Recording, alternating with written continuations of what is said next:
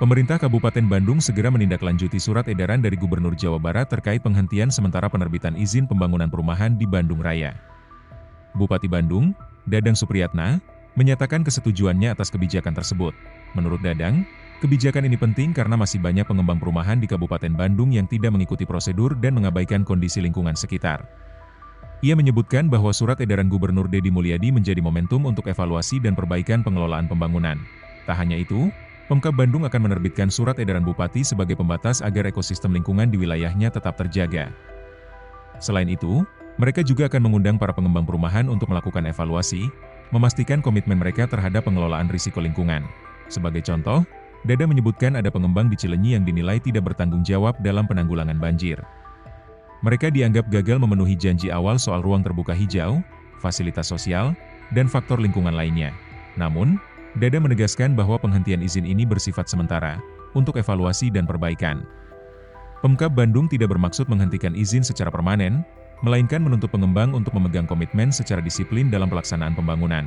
Langkah ini mengikuti arahan Gubernur Jawa Barat Deddy Mulyadi.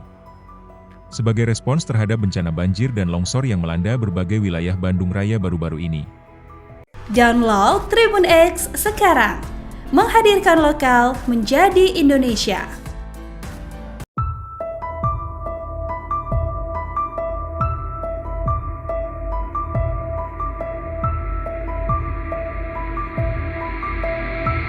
Gubernur Jawa Barat, Deddy Mulyadi, mengeluarkan kebijakan penting untuk keamanan warga Bandung Raya.